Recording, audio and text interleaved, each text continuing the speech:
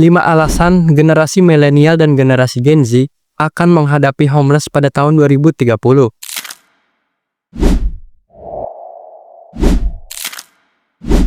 Memiliki rumah impian kayaknya bakalan lebih sulit bagi banyak dari kita, dan inilah alasannya. Yang pertama, harga properti yang terus naik. Selama beberapa tahun terakhir, harga properti di Indonesia semakin tinggi. Ini membuat banyak anak muda kesulitan untuk membeli rumah. Bahkan di beberapa kota besar, harga rumah bisa naik hingga 2 kali lipat dalam 5 tahun terakhir. Ya, wajar kalau kita hampir gak mungkin beli rumah. Yang kedua, gaji yang tidak sepadan.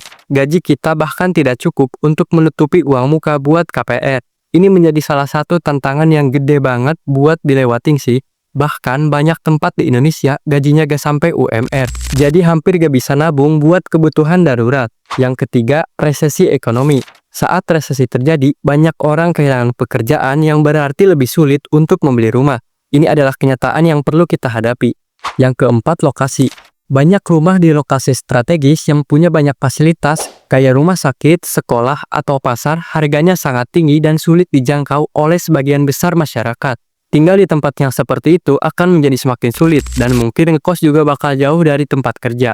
Yang kelima adalah perbedaan gaya hidup. Generasi saat ini memiliki prioritas dan gaya hidup yang berbeda dibandingkan dengan generasi sebelumnya. Ini juga mempengaruhi kemampuan kita untuk menabung dan membeli rumah. Apalagi ada isu doom spending dan FOMO juga. Sehingga para Gen Z dan milenial kemungkinan akan memilih untuk nyewa atau ngekos saja. So, itulah beberapa alasan mengapa Gen milenial dan Gen Z kemungkinan akan jadi homeless di tahun 2030. Nah, gimana guys menurut kalian? Bisa tulis di kolom komentar ya. Jangan lupa subscribe guys.